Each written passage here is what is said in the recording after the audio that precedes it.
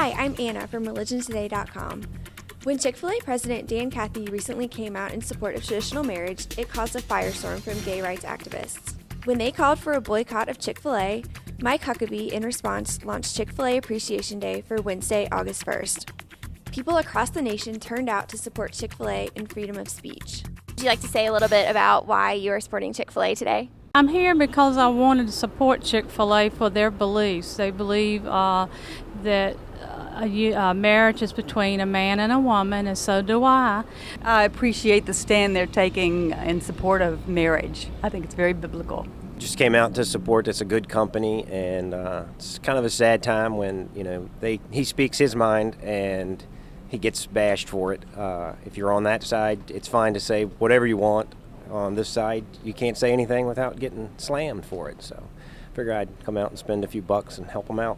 What would you say about some of the controversy that's happened after Dan Cathy came out in support of traditional marriage?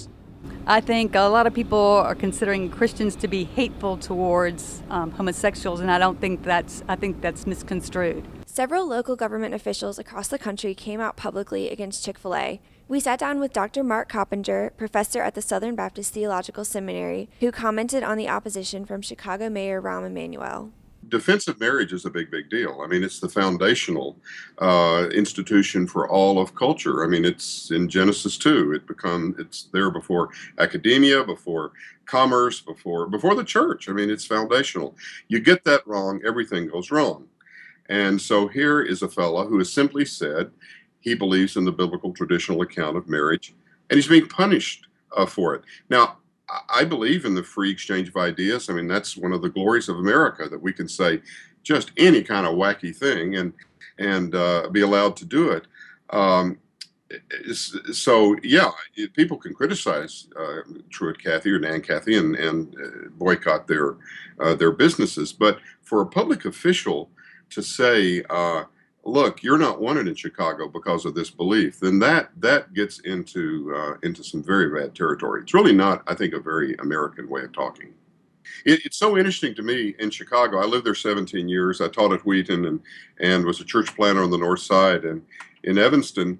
And, they embrace all kinds of unsavory things in Chicago officially.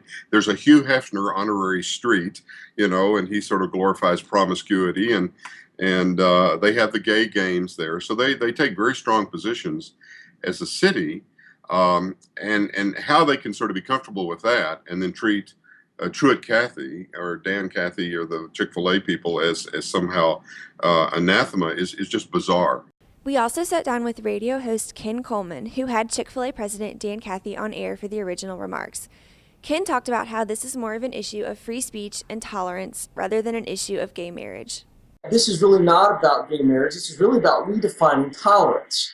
And I think in America in 2012, we've got to step back for a moment and look at the realities that times have changed. This is not 1950. It's not even 1980.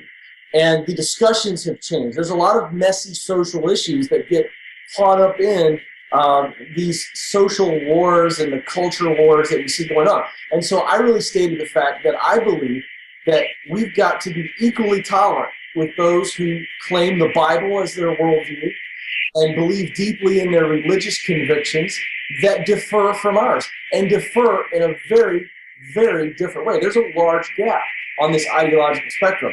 But I've got to step back and say, hey, if we are going to call for tolerance of my lifestyle, then I also must be tolerant of someone else's lifestyle and views that accompany that lifestyle. And I don't think we're seeing that, and I think the American people, regardless of where they stand on this issue, just keep in mind, Anna, that the American people are evenly split right now on the latest poll. Gallup research earlier this year in the spring came out with data that says about 48% of Americans believe that marriage is between a man and a woman. And so, this is not an extremist view. There's a great divide on this issue, but even those who prefer, maybe with the Dan Cathys of the world, also can see that, wait a second, just because he believes this way does not make him hateful.